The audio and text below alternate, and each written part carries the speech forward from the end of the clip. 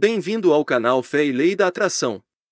Acredito de coração que este conteúdo vai ajudar no seu desenvolvimento pessoal, mental e espiritual. Quando você ouve o áudio e ler o livro impresso, seu subconsciente absorve o conhecimento de forma mais efetiva, por isso recomendo que compre o livro físico. Ao comprar o livro impresso, você estará honrando o autor. Na descrição do vídeo você encontra o link para comprar o livro físico. Acredito também de coração que Deus te fez para ser feliz. Acredito que você merece ter liberdade financeira e liberdade geográfica. Para você conquistar a tão sonhada liberdade financeira e liberdade geográfica, deixei na descrição deste vídeo o link do treinamento que tem mudado a vida de milhares de pessoas. Se você gostar e quer que este conteúdo também ajude as outras pessoas, compartilhe em suas redes sociais. Você também pode colaborar com a divulgação simplesmente deixando seu like, clicando no gostei. Se você quer ajudar com o crescimento do canal, inscreva-se e também ative todas as notificações, assim você vai ser avisado sempre que um novo conteúdo for postado por aqui. E não esqueça de deixar aqui nos comentários qual o próximo livro você gostaria de ouvir aqui no canal. Te desejo paz, felicidade, harmonia, prosperidade e muito sucesso. Deus te abençoe. 17. Como usar o subconsciente para perdoar. A vida não tem favoritos, Deus é vida e este princípio da vida está fluindo através de você neste exato momento. Deus expressa-se como harmonia, paz, beleza, alegria e abundância através de você. Isso é chamado de a vontade de Deus ou a tendência da vida. Se você opõe resistência em sua mente ao fluxo da vida que corre em você, essa congestão emocional ficará gravada em seu subconsciente e causará todas as espécies de condições negativas.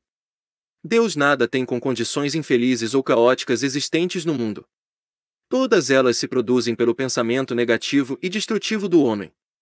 Portanto, é tolice responsabilizar Deus por suas dificuldades ou doenças. Muitas pessoas habitualmente erguem uma resistência mental ao fluxo da vida ao acusar e censurar Deus pelos pecados, doenças e sofrimentos da humanidade. Outras lançam a Deus a culpa por suas dores, achaques, perda de entes queridos, tragédias pessoais e acidentes. Ficam com raiva de Deus e acreditam que Ele é responsável por suas desgraças. Enquanto essas pessoas mantiverem tais conceitos negativos sobre Deus, sofrerão as reações negativas automáticas de suas mentes subconscientes. Na verdade, tais pessoas não sabem que se estão punindo a si mesmas. Devem ver a verdade, encontrar a libertação e abandonar toda e qualquer condenação, ressentimento e raiva contra quem quer que seja ou qualquer poder externo. De outra maneira, não conseguirão evoluir com saúde, felicidade e na posse das suas atividades criadoras. No momento em que essas pessoas passarem a ter um Deus de amor em suas mentes e corações e quando acreditarem que Deus é o Pai amado que deles toma conta, cuida, orienta, sustenta e fortalece, este conceito ou crença sobre Deus ou o princípio da vida será aceito por suas mentes subconscientes e se verão abençoadas de incontáveis maneiras. A vida sempre perdoa. A vida sempre o perdoa quando você corta o dedo. A inteligência subconsciente que há dentro de você começa imediatamente a recuperá-lo. Novas células são construídas e fecham o corte. Se você ingere algum alimento estragado por engano, a vida o perdoa e faz com que você vomite para preservá-lo. Se você queima a mão, o princípio da vida reduz o edema e a congestão. Dá-lhe uma nova pele, um novo tecido e novas células. A vida não guarda rancor contra você e está sempre a perdoá-lo. A vida lhe devolve a saúde, a vitalidade, a harmonia e a paz se você cooperar com pensamentos em harmonia com a natureza. Memórias negativas e perniciosas, amargura e má vontade desorganizam e dificultam o livre fluxo do princípio da vida em você. Como expulsar o sentimento de culpa? Conheci um homem que costumava trabalhar todas as noites até 1 hora da madrugada aproximadamente. Não dava a menor atenção à esposa e aos 2 filhos. Estava sempre muito ocupado, trabalhando arduamente.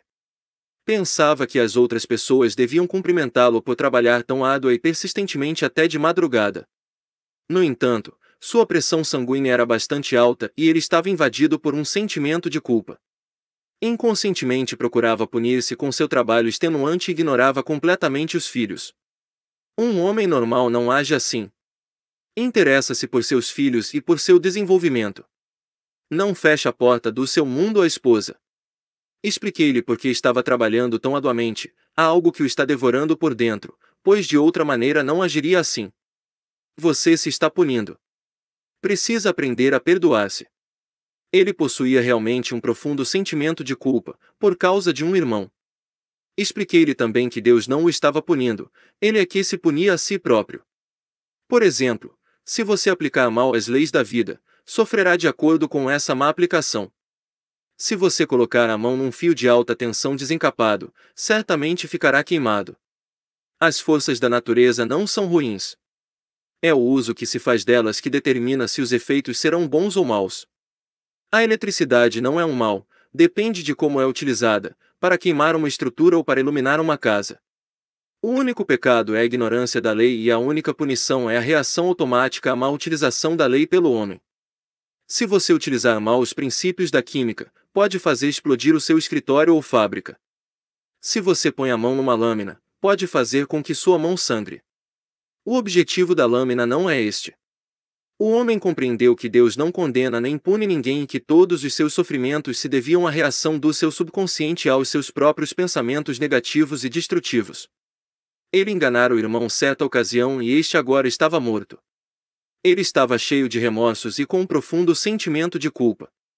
Indaguei. Você seria capaz, hoje, de enganar seu irmão? Não, respondeu. Sentiu-se justificado naquela ocasião. Sim, declarou. Mas agora não o faria novamente. Não, agora estou ajudando os outros a aprender como viver. Acrescentei o seguinte comentário: agora você possui um poder de raciocinar e uma compreensão maior. O perdão é perdoar-se a si mesmo. O perdão é colocar seus pensamentos em sintonia com a divina lei da harmonia.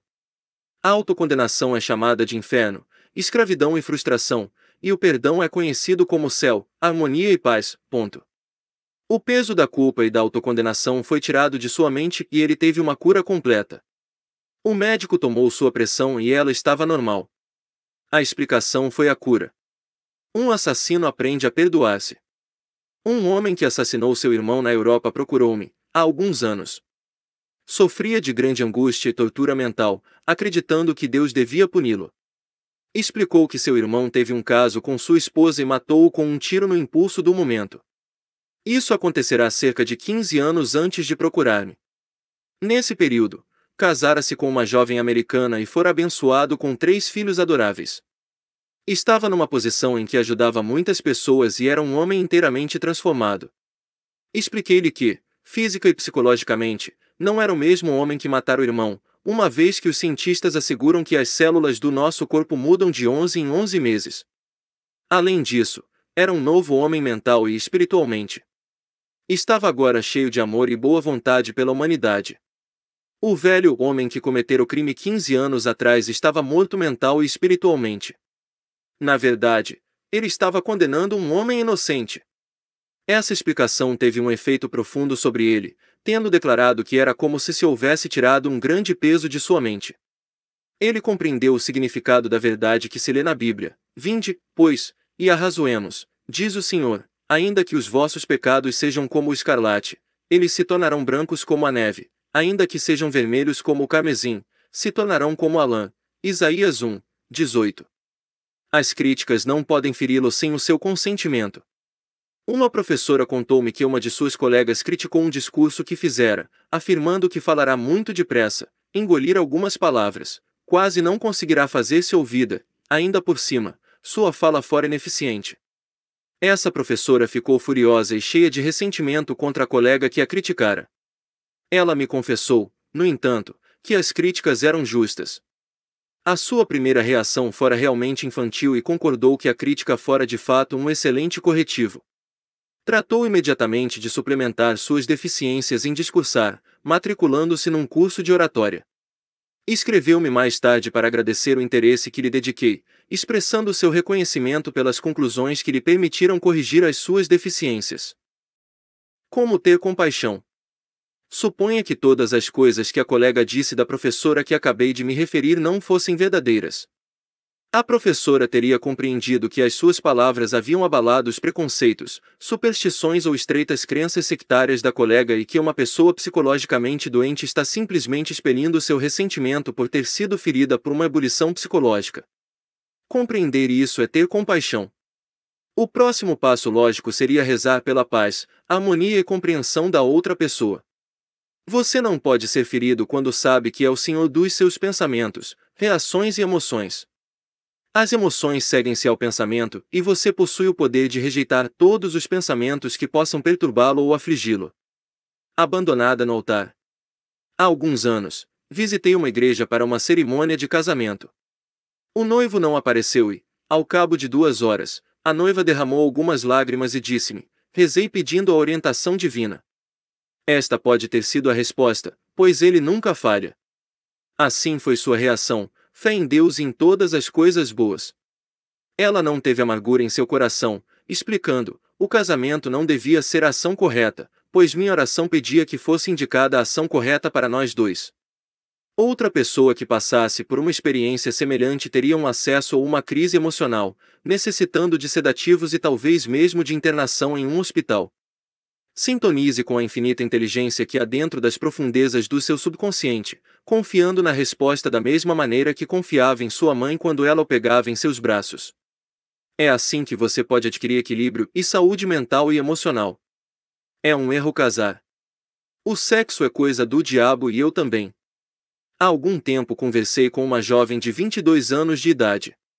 Haviam-lhe ensinado que era pecado dançar, jogar cartas, nadar e sair com homens. Era ameaçada por sua mãe, que lhe dizia que arderia eternamente no fogo do inferno se desobedecesse à sua vontade e aos ensinamentos religiosos. Essa jovem usava sempre vestido preto e meias pretas. Não usava rouge, batom ou qualquer outra espécie de pintura, pois sua mãe dizia que essas coisas eram pecaminosas. A mãe disse-lhe também que os homens eram diabólicos e que o sexo era uma coisa do diabo, uma devassidão simplesmente diabólica. Essa jovem teve de aprender a perdoar-se, pois estava dominada por um sentimento de culpa. Perdoar significa renunciar. Ela teve de renunciar a todas as suas falsas crenças nas verdades da vida e criar uma nova avaliação de si mesma. Quando saía com jovens do escritório em que trabalhava, tinha uma profunda sensação de culpa e pensava que Deus iria puni-la. Inúmeros rapazes propuseram-lhe casamento, mas ela me afirmou: o casamento é um erro. O sexo é coisa do diabo e eu também. Era a voz da sua consciência ou condicionamento anterior falando. Passou a visitar-me uma vez por semana, durante 10 semanas, tendo eu explicado o funcionamento das mentes consciente e subconsciente, como está exposto neste livro. Gradualmente, essa jovem foi compreendendo que fora submetida a uma terrível lavagem cerebral, mesmerizada e condicionada por uma mãe, ignorante, supersticiosa, intolerante e frustrada. Ela rompeu inteiramente com sua família e iniciou uma nova e maravilhosa vida. Por sugestão minha, mudou de guarda-roupa e até de penteado. Tomou lições de dança com um homem e também aprendeu a guiar automóveis. Aprendeu a nadar, a jogar cartas e teve inúmeros encontros com rapazes. Começou, em suma, a amar a vida. Rezou por um companheiro perfeito, pedindo ao Espírito Infinito que lhe atraísse um homem que com ela se harmonizasse integralmente. Isso veio finalmente a ocorrer.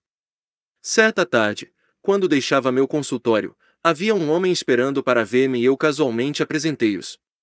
Estão agora casados e vivem em perfeita harmonia um com o outro. O perdão é necessário para a cura.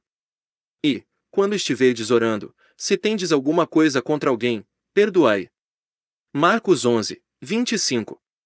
O perdão dos outros é essencial para a paz mental e saúde radiante. Você deve perdoar a todos os que o feriram, se deseja ter uma saúde perfeita e felicidade. Perdoe-se a si mesmo pondo seus pensamentos em harmonia com a lei e a ordem divinas. Você não pode, entretanto, perdoar-se a si mesmo realmente, enquanto não tiver perdoado os outros. Recusar a perdoar-se não passa de orgulho espiritual e ignorância. No campo psicossomático da medicina moderna é constantemente ressaltado o fato de que o ressentimento, a condenação dos outros, o remorso e a hostilidade estão por trás de uma multidão de doenças que vão da artrite às doenças cardíacas. Salientam os médicos que essas pessoas doentes, que foram magoadas, maltratadas, enganadas ou prejudicadas, estão cheias de ódio e ressentimento contra os que as feriram. Isso provoca ferida inflamada e supurada em seus subconscientes.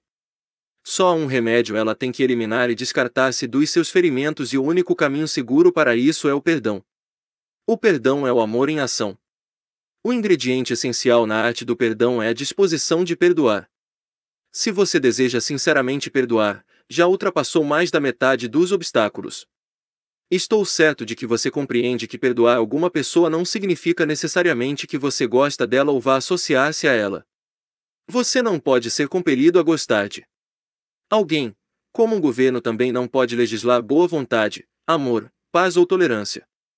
É impossível gostar das pessoas pelo simples fato de alguém em Washington ter baixado um decreto com essa determinação.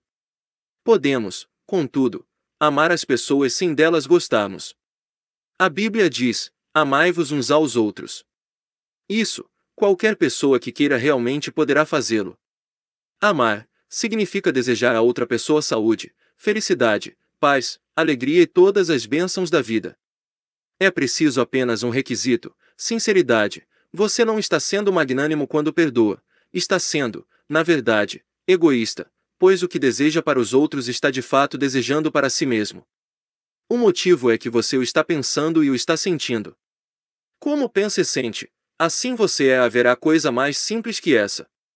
A técnica do perdão. Vou expor agora um método simples que, se você o praticar, vai operar maravilhas em sua vida. É o seguinte: acalme sua mente, relaxe-se, abandone-se. Pense em Deus e em seu amor por você e depois afirme: perdoe espontânea e integralmente, mencione o nome do seu ofensor, eximindo mental e espiritualmente. Perdoe inteiramente tudo que esteja ligado ao assunto em questão. Estou livre e ela está livre também. É um sentimento maravilhoso. Hoje é o meu dia de anistia geral. Eximo cada um e todos que me feriram e lhes desejo saúde, felicidade, paz e todas as bênçãos da vida. Assim faço espontaneamente, com alegria e amor, e sempre que pensar nas pessoas que me feriram hei de dizer que as eximo de qualquer culpa e que todas as bênçãos da vida lhes pertencem. Estou livre e vocês estão livres também. É realmente maravilhoso. O grande segredo do verdadeiro perdão é: uma vez perdoada a pessoa, você não precisará mais repetir a oração. Sempre que a pessoa vier à sua mente ou o ferimento por acaso voltar ao seu pensamento, deseje o bem ao ofensor e diga: que a paz esteja contigo. Faça isso com frequência, todas as vezes que o pensamento passar por sua mente. Você verá que, em poucos dias, o pensamento da pessoa ou da experiência voltará com uma frequência cada vez menor, até desaparecer completamente. Teste decisivo para o perdão. Há um teste com ácido para o ouro. E há também um teste decisivo para o perdão. Se eu lhe disser algo maravilhoso sobre alguém que o enganou, iludiu e magoou, e você de alguma maneira reagir às boas notícias sobre essa pessoa, as raízes do ódio ainda estarão em seu subconsciente, devastando. Suponhamos que você teve um doloroso abscesso na boca há um ano e falou-me a esse respeito. Casualmente, indago se você ainda sente alguma dor. Você responderia automaticamente: é claro que não, mas ainda me lembro da dor. Este é o problema: você pode ter lembrança do incidente, embora não mais o fira ou aflija. Esse é o teste decisivo e você deve enfrentá-lo psicológica e espiritualmente, pois, de outra maneira, estará a enganar-se a si mesmo e não terá praticado a verdadeira arte do perdão. Tudo compreender é tudo perdoar. Quando o homem compreende a lei criadora da sua própria mente, deixa de culpar as outras pessoas e as condições pela feitura e pelas frustrações de sua vida. Sabe que os seus próprios pensamentos e sentimentos é que cria o seu destino. Além disso, ele tem consciência de que os fatores externos não são causa nem condicionadores de sua vida e de suas experiências. Pensar que os outros podem obstruir a sua felicidade, que você é um joguete do destino cruel, que você deve opor-se e lutar contra os outros para viver, tudo isso e coisas semelhantes são insustentáveis quando você compreende que os pensamentos são de fato coisas. A Bíblia diz a mesma coisa, porque, como um homem imagina em sua alma, assim ele é. Provérbios 23, 7. Como fazer para perdoar? 1. Deus, ou a vida, não se deixe impressionar pelas pessoas. A vida não tem filhos prediletos.